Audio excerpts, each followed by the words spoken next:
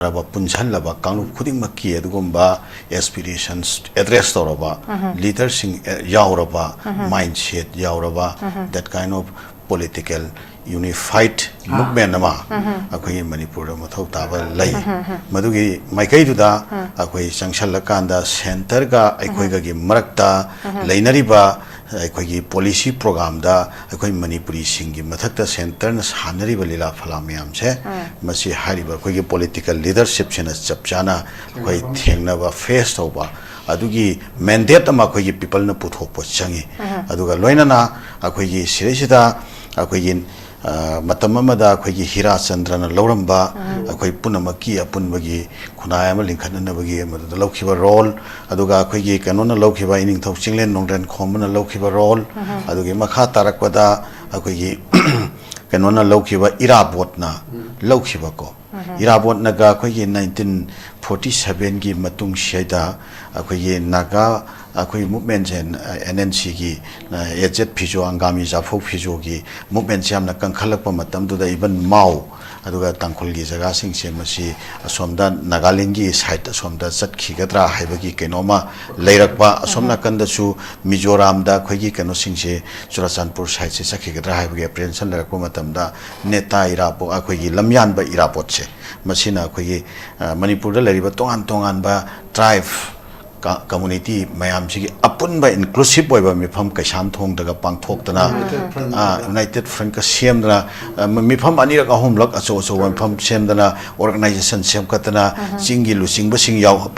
han dana ma masamak yaw dana ari even adu da khoi pangan dagi su Sulaiman Mia ko ma yawi yari pok dagi ni ko hai sumai toraga apun ba community mayam sigi inclusive boy ba ado political movement ma man sagalaga Manipur akoi punna lemina ni maugi lu singbu nang vote lepo aduga maugi representative poina vote karo aduga koi punna le koi lepak se seminar si hai na sumai toraga sagakkiba movement do that kind of movement ma koi sira puthokpa ngamba that kind of political leadership ama Manipur khunai na mathau tai madugi namakta koi Manipur le leriba miyamna koi ngak ki oiba ai sagai na te gi ai kanglup ki natragana ai lanai hoiba interest ta vote piba natraga amatawa de wakhalon do thadu akanda akoi khunai si gi future ma tang purakpa ngamna na ba sarakpa ngamna na ba aduge maikai da akoi political mandate che pina na ba adu movement ma mathau ta lei okay zabung lak tike tun oja historical adagidi magi event sing adagi colonial gi ko di boundary sing mamang digi sum lak ba hai tari aduga karam na hojik Manipur gi leida ba ko gi ethnic kano slide issue me amam leidi besina kamaina contribute tawbage aduga hoji ko gi topic ka thamjari ba Manipur gi integrity versus Naga movement versus ki homeland mokoi mayam sigi view hai tari cultural political identity within Manipur hai tari different community sing sigi view se kamain thambini yo jai gena akoi ge ngasi maki ba Manipur gi akoi ge political scenario sida akoi ge leiriba akoi Manipur sidagi tonganba lepak semge natraga Manipur sigi tonganba administration akoi separate administration demand tauba khotpa sigi marak sida akoi gi mausa dagi leijarakpa akoi gi Manipur da leiriba kanglupur mayam sigi apunba irai pak haiba tare akoi gi Manipur se masigi idea of Manipur gi concept si masi ki existence sigi hariba masigi marakta lairiba khoi muknaba yanadaba yetnaba aduga masigi marakta loisandana lairiba masigi resolve tawtriba adugumba issue singse masi sina khoi Manipur praja sida hojik mak haiba tare khoi loina state of confusion da aduga khoi myam sigi future se uncertain oiba future amada leiba dauna tawba masina maram oira kan kanglu furu myam sigi marakta amaga gi marakta mutual distrust lakpa amaga thaja darakta sense of insecurity faunarakpa sigi khudong chaba se lor kanda bharat lengak namuka khoi marak seisida tongan ba khoi policy program mehamam khoi sanaraga khoi masel je khaidok khaijin toraga amadamu toraga tongan ba multi dimensional oiba politics tong leiba haiba tare ana khoi siresida Manipur haiba se khoi multi koi pluralistic koi ba du ba society emo oi jaba targa su akoi gi tongan ba kalup me am sigi akoi gi punna hingmin ra pagi cohesive existence leiba Yes. aduga akhoi apunba akhoi keno ma akhoi apunba political narrative ama akhoi leijaba historical akhoi narrative leijaba adumba keno ma khakni entity ama khakne ba Manipur haiba entity semasi akhoi keno ga mari leinai akhoi geopolitical ga mari leina ba adumba entity amani maslamdam shireshira akhoi ningthau palaga aduga akhoi tonganba akhoi civilization namage habatare civilization namagi chapchaba masakto maduga loinana akhoi matam sangna akhoi leirak pagi adugumba chapchaba historical fact leiraba adugumba lepa am khakne ba Manipur haise ado marak shiresida akhoi mapan gi shakti me ama khak akhoi Manipur lakhi busina maram orakanda akhoi sira pirakba external influence me amam khakna maram orakanda akhoi Manipur gi oiba mausadi leijarakpa punna hingminabagi posakse masi akhoi tangka kharada akhoi mami shamthakiba chetheng phangkiba masina maram orakanda kalu phurup mayam jigi tongan tongan magi oiba ethnic culture akhoi haurakpagi aduga masida advantage lauraga akhoi bharat lengana sana pai tangkak sina maram orakanda ngasigi naga movement se masi gi existence lakiba ade cookie gi movement gi existence lakiba marak seisida idea of Manipur sina kamai toba what about the idea of Manipur hai se masiga sigi pochini hoje khoina mayok nariba Manipur gi ngasi maki oiba situation ngasi maki oiba scenario haba taragade matang sida khoina surula yengjaba yabati akhoi Manipur hai se masi akhoi chumna bharat khakta natana Bharat ta Manipur na tinkhiba matamda Manipur gi magi leijariba territorial boundary to madu yauna tinkhibani haiba afam sita natana British ka Manipur ga ani gi marakta taunakhiba treaty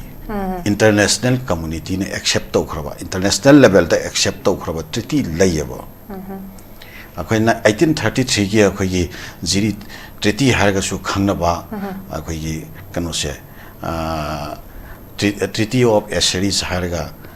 khangnariba adumba treaty se masisu amaneba masesida akhoi magi territorial boundary se akhoi nongpokta hairaga na akhoi Chinwin river matamamda Khawin river hairaga khangnaramba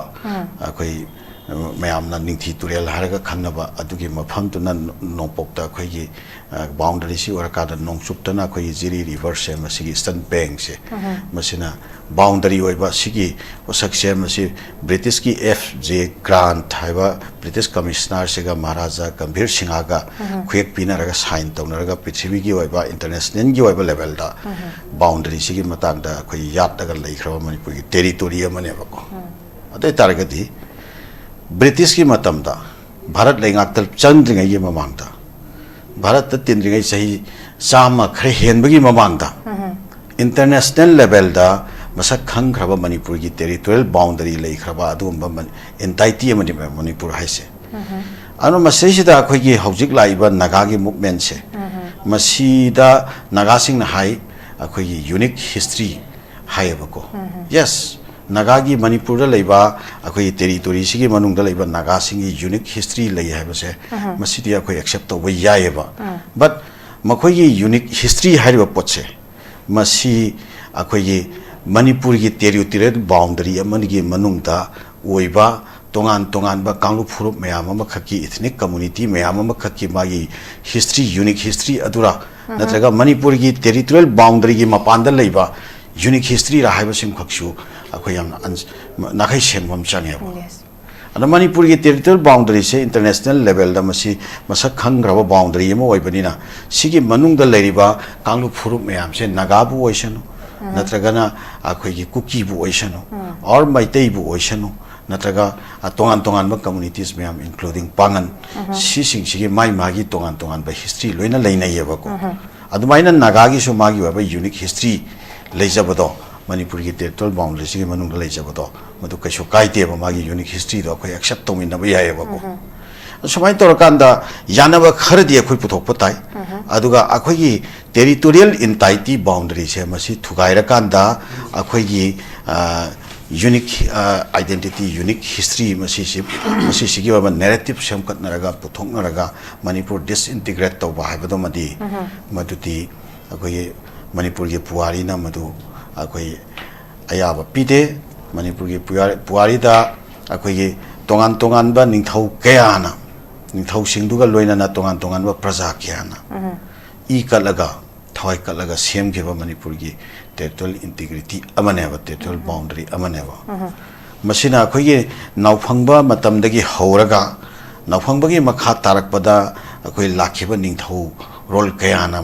ꯃꯩꯗꯤꯡꯉꯨ ꯏꯪꯕ ꯃꯩꯗꯤꯡꯉꯨ ꯏꯔꯦꯡꯕ ꯃꯨꯡꯌꯥꯝꯕ ꯀ꯭ꯌꯥꯝꯕ ꯑꯗꯨꯒ ꯑꯩꯈꯣꯏꯒꯤ ꯈꯥꯒꯦꯝꯕ ꯃꯈꯥ ꯇꯥꯔꯛꯄꯗ ꯇꯣꯉꯥꯟ ꯇꯣꯉꯥꯟꯕ ꯅꯤꯡꯊꯧ ꯀꯌꯥ ꯑꯗꯨꯒ ꯆꯤꯡꯂꯦꯟ ꯅꯣꯡꯒ꯭ꯔꯦꯟ ꯈꯣꯝꯕ ꯑꯩꯈꯣꯏꯒꯤ ꯃꯔꯨꯑꯣꯏꯅ ꯍꯤꯔꯥꯆꯟꯗ꯭ꯔ ꯁꯤꯡꯍꯅ ꯆꯤꯡꯕ ꯑꯗꯨꯒ तोान तोान नेशनल हेरो है अखोई मणिपुर की नेशनल हेरो क्या अखोई थेंगनरमीबसे मसी अपुनब मणिपुर थेंगनखिबनी है मसी अखोई नौना निंगसिंगबा दरकार लेयेब अन मणिपुर की टेरिटोरियल इंटीग्रिटी से टेरिटोरियल इंटाइटी से मसी करिगुंबा अम फावदा अनब्रेकेबल ओय मसिरेसिदा अखोई लेरिबा तोान तोान मूवमेंट मैम से मसी अखोई होय अखोई एंगेज तौबबुदी दरकार लै ngarang nahan si surbala akhoi halwaraba akhoi naga movement gi lusingbा akhoi naga sing nadi ma khoi ato kilon serni haina adumaina moina designate tawriba moina sak khangnariba adumba veteran lusingbा amakhak akhoi manipur lakpado madu akhoi moral ground da mangonda akhoi magi home kanoda village amana visit tawbase masidi akhoi welcome tawbase moral ground masi chummi welcome tawnariba akhoi tampaki maruaina akhoi CSO mayama akhoi chatna welcome tawnari dana including akhoi su chatna welcome tawba yawjarui masi moral ground masi asumba khongthang ne na khallaga akhoi na welcome tawbani maduna akhoi gi naga gi oiba magi Naga integration की greater Nagaland की मणिपुर की दलरिबा नागा सिंह से मसे नागालैंड दा लेबा मसे अतेतै असम दा लेबा म्यांमार दा लेबा नागा सिंह पुनसलगा अपुनबा मगी नागालैंड ममा सेमबा मणिपुर डिसइंटीग्रेट तौबा हाइबदुदा अखोइना अयाबा पीबनी हाइना अदुमाइना मिन तौबा यातेबको पॉलिटिकली मागी लेरिबा खेनबदो लेजरगसु अखोइ एंगेज तौनबदि मथौ ताइदना मरुआइना अखोइ भारत की अदुगुंबा कनो से संविधान की मखाद लेबा अदुमे एडमिनिस्ट्रेशन सिगी मखादा अखोइ लेररोय अखोइ सॉवरेंटी फंगदबनी सॉवरेंटी पिफम थोई हाइना डिमांड तोरिबा मदु डिमांड तोरगा लाल हौरिबा कांगबु सिंगदुसु हाउजिक भारत लेंगा के एंगेज तौनरिदना वारी सानबगी खोंथांग लाइदना वारी सानबई खोंथांग लाकपसिना अखोइ भारत लेंगाकनसु मोइगी डिमांड सिंगदो पिथोखरगे हाइना एक्सेप्ट तोरबनी हाइना मिन तौबदी यादेबा अदुगा हाउजिकी हाइरिबा लालहौबा अदुगुंबा सॉवरेंटी डिमांड तौरिबा सिंगदुनसु भारत लेंगाका वारी सानरकपसिदा मखोइगी डिमांड दो थादोगा इंडिया की कॉन्स्टिट्यूशन की मखादा मखोइ लेरगेना एक्सेप्ट तौथोखरबनी हाइना मिन तौबसु यादेदना सुमाइना अखोइ नागाबु ओइसुनु और कुकी वोइसनु तोंगान तोंगान बा अखोइगी आइडिया ऑफ मणिपुर की कांसेप्ट सिगी मनुंगदा लेरिबा अखोइगी इंक्लूसिव ओइगदबा कांगलुप खुदिंगमक से अखोइ अमगा अखोइ एंगेज तौनबा मथौ ताइ खेनबा लेरिबा सिंगसे मसी वारी सानबा अखोइ मसेल गी मरकता म्यूचुअल डायलॉग से हमना मथौ ताइ अदुगा लेरिबा खेनबा सिंगसे मसी हन्थाहन्ननबा अदुगा अखोइ मसेल गी मरकता अखोइ ब्रदरहुड की ओइबा अखोइ इचिलिना ओइबगी मरी से अखोइ सेमकतपा मथौ ताइ थाजनब सेमकतपा मथौ ताइ अखोइ मसेलगी मरकता अमना अमदा मतेंग पांगनबगी नुंगसिनबगी वखलोन सागतपा मथौ ताइ अदुगा अखोइ हौजिक यानदना लेरिबा अखोइ एजेंडा सिंगसे मसी अखोइ थाजबदु लेरकांददी अखोइ करि हातरे कॉन्फिडेंस बिल्डिंग मेजर्स तो मदुगी खोंथांदु लाकप तारगदी अखोइ तपना तपना मसी खेनबा लेरिबा सिंगसे वारी सानरगा अखोइ रिजॉल्व तौननबगी अखोइ मसेलगी मरकता म्यूचुअल अंडरस्टैंडिंग अमा पुरकननबगी माइकैदा अखोइ खोंथांजनबा ngamba अदुगी स्टेप टू ओरकपा याय हाइना अदुगी थाजबदु थमकांदा हौजिक अखोइ थुंगालेंग मुइबा हलवरबा वेटरन लीडर सिना मणिपुर लाकपदा अखोइ मयामना विथ सॉलिडारिटी गा लोइनना अखोइना वेलकम तौई तमसुंग मखोइगी हौजिक नागा मूवमेंट की मनुंग चनबा मोइना तौरिबा ग्रेटर नागालैंड की डिमांड दो मखोइ वाफम दो मदुमदी अखोइ फजना फामिनरगा understand based on historical reality अखोइ फजना अखोइ म्यूचुअल अंडरस्टैंडिंग अमा पुरकननबगी माइकैदा अदुगा अखोइगी मसेलगी मरकता अखोइ लोइबन नाइदना सुमुकनरगा लेगदबा इशू अमखक रिजॉल्व तौननबगी माइकैरोंदा अखोइ खोंथांजननबा दि वाखलोंदुदा युमफम वरकांदा idea of Manipur movement se machine no honana akoi loinamok pu inclusive oiba mieng da konchalaga akoi sagatwa mathau tai haina adwaina thamjage ado cookie singi su maruaina makhoi da aikoina accept to ngam da area sing do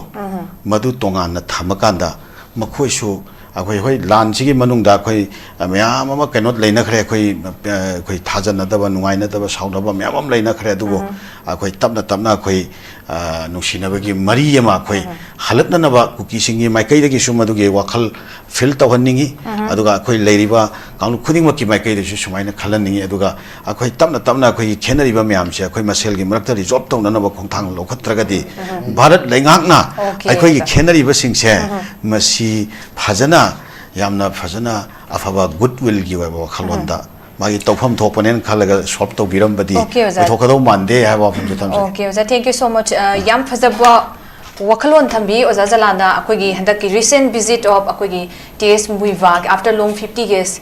magi home kano da magi birthplace ai tare somdal da lampus de mayam taram oki masida ozana su thambi ki ba kogi memorial ground da ma kuding makna athing ba tham dana hai tare oki ba harau ta yamna loina na amu akoi mayam na su hai base asigumba masak naina ba mioi sina lakko matam sida akogi young nagas all naga mayam punamak sida dai miyam manipur gi miyam punamak da unified oiba understanding hai tare madugi kaino makak su sando ambo su oisan madu ma pot amakak su akoi mayam sida da adugi paujel haigedra aduma su mai churam bo oisan oina mayam sida su dumak adum haina bo potni aduga yam chumi ojan to thambi ki government of india na territorial council ama within manipur hai tare adu separate administration akogi unit amaga pithora kani ka habesidi adudi madu akoina asa taw pot hai tare madu adu potum de dumak lei aduga ai oza jalandam laksaning bisa oza ozana so mangi round da pe thambi ki da koi government of india na territorial akogi council ama within manipur separate administration pirakani habesidi akoi sungkhan khandi piro haibege asa adu wakhan adum lei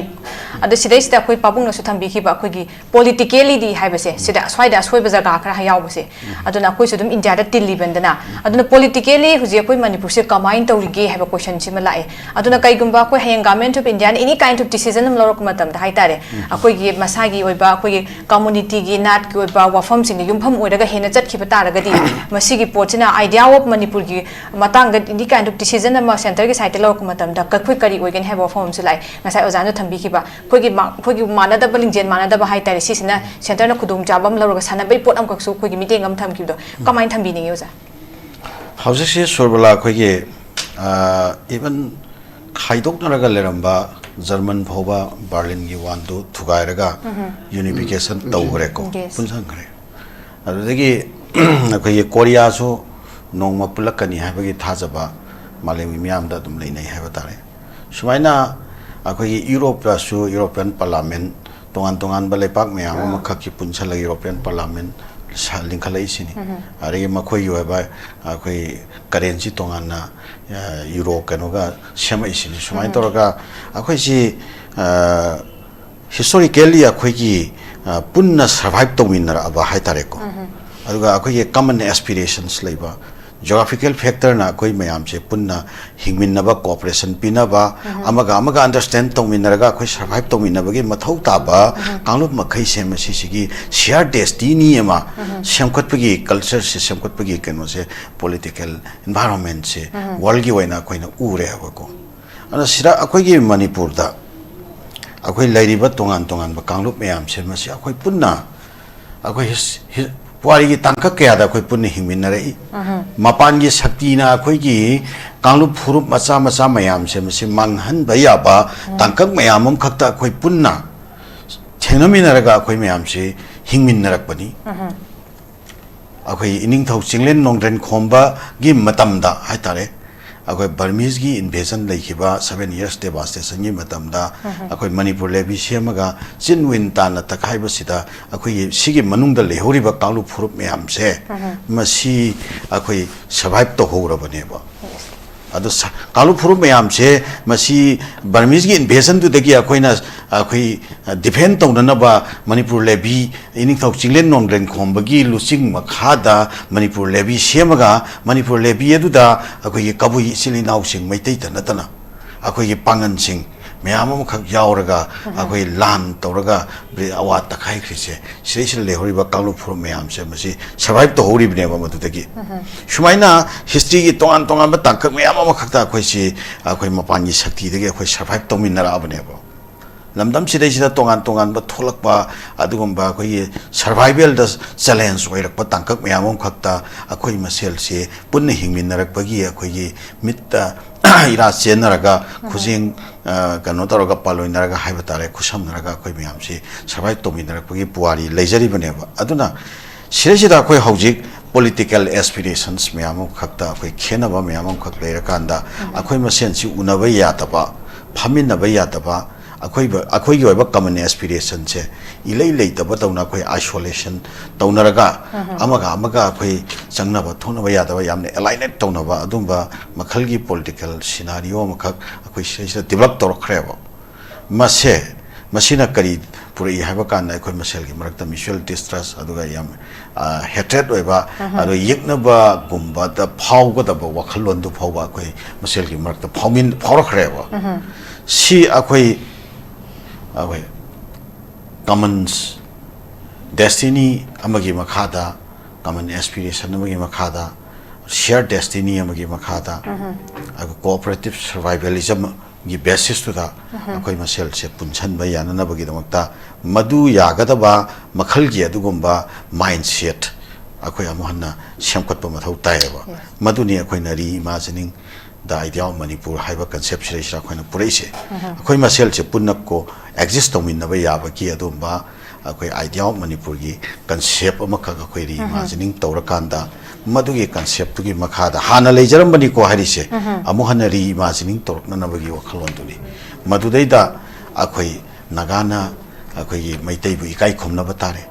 ꯃꯩꯇꯩꯒꯤ ꯅꯥꯠ culture ꯆꯠꯅꯕꯤ ꯂꯩꯔꯤꯕ ꯃꯩꯇꯩꯅ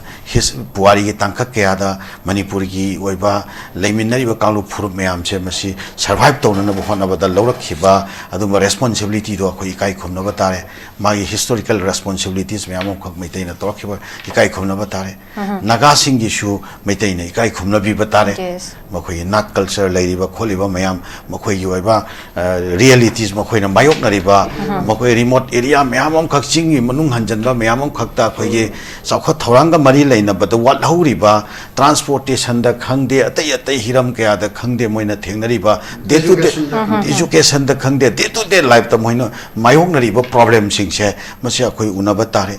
ಅದುಗ ಅಮ ವ್ಯವಹಾರ ಪೀನಬ ತಾರೆ respect ಪೀನಬ ತಾರೆ like ವಾइज अखोई cookie सिंगसु अखोई होई ngasai illegal migrant gi kari gi issue do na maduna tongan ba mani madudi अखोई national interest ni madu अखोई lepak sida satnari ba law na tawham thokpa magi mathau do dum tawjasan aduga kuki singsu अखोई gi inclusive manipuri gi waiba miyeng amadam अखोई su अखोई manipuri nati habati yaroi aduna maram ora kanda अखोई gi su leriba samasya sing अखोई unap tare kuki sing na su अखोई gi meitai sing kai khomna ba tai adagi पालन सिंगी काई खोमना बताई मसिगी political environment लमा मदुगी social environment लमा cultural environment लमा कोई मसेल की मरकता cultural exchange है तारे को कल्चर से अमन अमगी कल्चर इकाई खोमना बा लोन इकाई खोमना बा कोई डायलेक्ट लेनिबा मैम से अमन अमगी डायलेक्ट सिंग से तमना बा इकाई खोमना बा सिगी अखोई नेशनल इंटीग्रेशन यो है बा अखोई माइंड सेट मा अखोई नौनारी मासिन तौननबा अदुगी माइकैदा अखोई खोंग थांजन मथौ ताब्रा मसी वाखलोन से मा अखोई रे चापुनमक्ता आई हंगचगे अदुगा मखा तारकपदा होय नागागी मूवमेंट लेखरे नागागी मूवमेंट से नागा क्लब फैना लेरकपनी सोरबलाको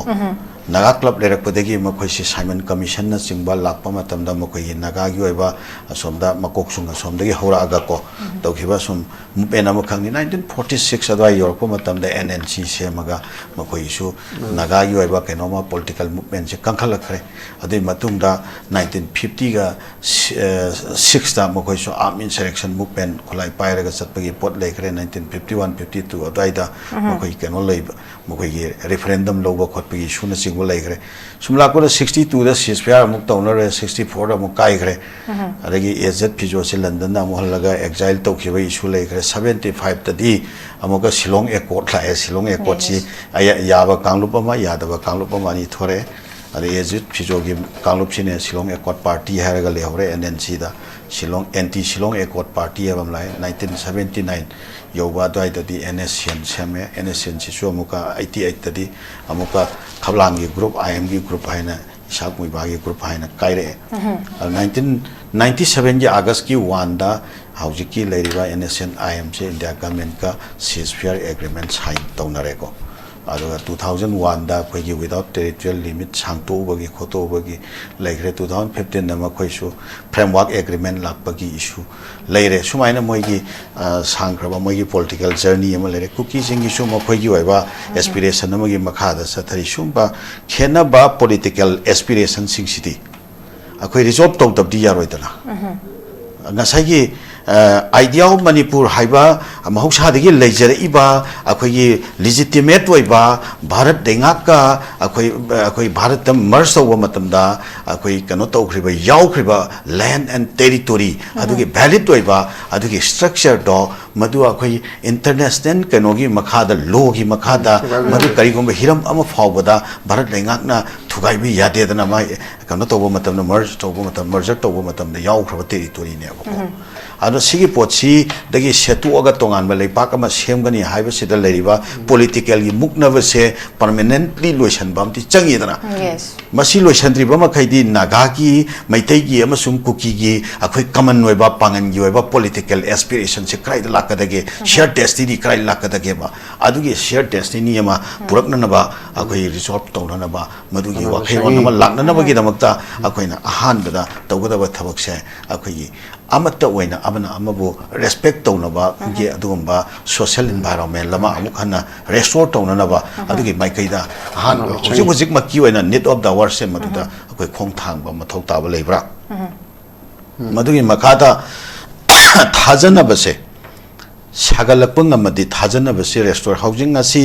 उखुलदा चलगा अखोई मुइबागी होम कमिंग दा हाइसिरा नत्रगा मागी होम विलेज दा विजिट तौबगी प्रोग्राम सिदा अखोई सिरगी मैतै सिंगना चलगा मतम अमदा अखोई नागा कनो मुइबा चांगपा यारोय हाइना हाइरमिबा अखोई मैतै अमसुम पांगन्ना हौजिकती मुइबा लाखो मतम दा चलगा अखोइना वेलकम तौबा फावबगी थाजनबा आइसोलेशन की वखलोन दु थादोगे लाइनेशन की वखलोन दु थादोकनरागा मासे मोरल ग्राउंड दा मागी पॉलिटिकल एजेंडा दुदा अखोई खेनब लेरबसु मंगोंदा अखोई रेस्पेक्ट तौफमदि थोई माना मागी कनोदा मागी मरैबाक्ता मागी मखुमगंदा हलक्के हैबसे अखोई रेस्पेक्ट तौफम थोई अदुगा खेनरी बे एरिया दुदे अखोई फजना फामिनरगा जॉब तौगदम हाइबे वखलोंदा लाइदना सुमाइना अतै अतै सिंसु अखोई चंगनबा यात्रिबा उनबा यात्रिबा फामिनबा यात्रिबा ngangnaba yadriba mayamse loinabak engage tobam changbra aduga engage tawna kanda khenaba mayamse masi tapna tapna resolve tawna ba lambirom na lakpana fabra aduga aroibada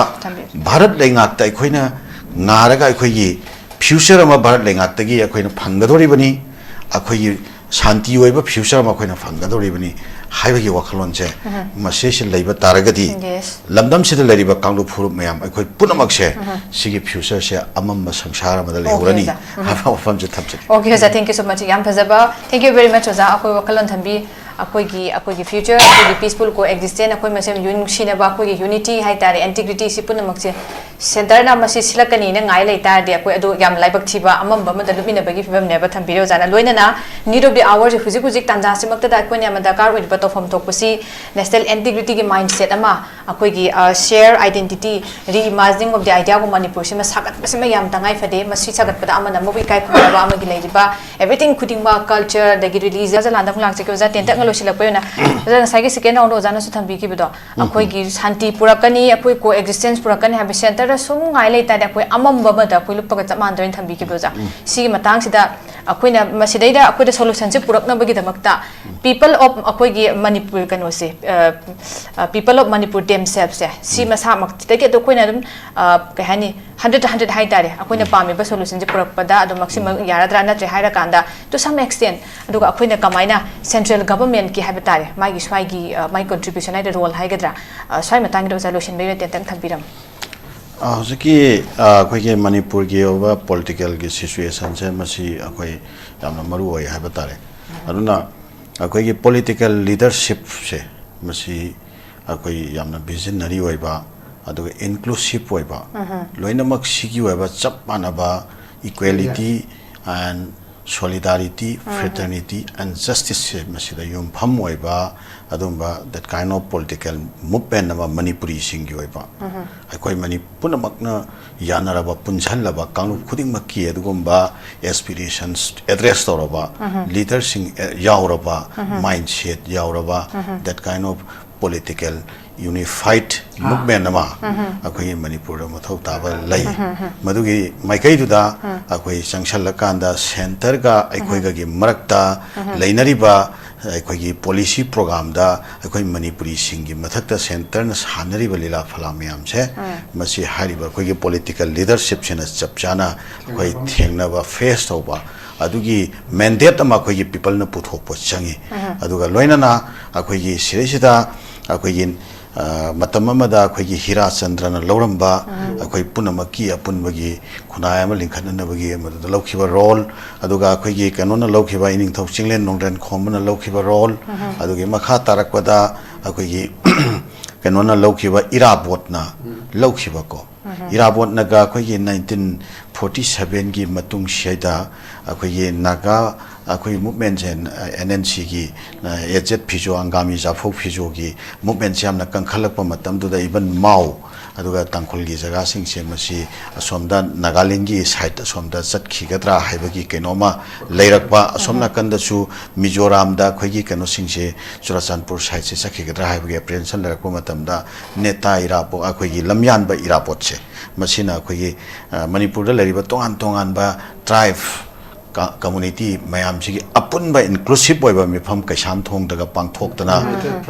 United Front ka semdana mifam anirak ahomlak acho acho mifam semdana organization semkatana chingi lusingba sing yauhandana ma masamak yaudana ari iban aduda khoi pangandagi su Sulaiman Mia ko wama yawi yari poktagi ni ko haiba sumai toraga apunba community mayamsigi inclusive oiba ado political movement ama mana sagalaga Manipur akhoi punna leminaga ni maugi lusing budu nang vote lepo aduga maugi representative poina vote karo aduga koi punna le koi lepak se semina si haina sumai toraga sagakkiba movement do that kind of movement ma koi sirisa puthokpa ngamba that kind of political leadership ama Manipur khunai na mathau tai madugi namakta koi Manipur le leiba miyamna koi ngak ki oiba ai sagai nategi ai kanglup ki natragana ai lanai hoiba interest ta vote piba natraga amatawa de wakhalon do thadu akanda akoi khunai sigi future ma amtang purakpa ngamna na ba sarakpa ngamna na ba aduge maikai da akoi political mandate se pina na ba aduge movement ma mathau ta lei okay thank you so much am phajai akoi inclusive oiba political movement ma ya mathau tare ai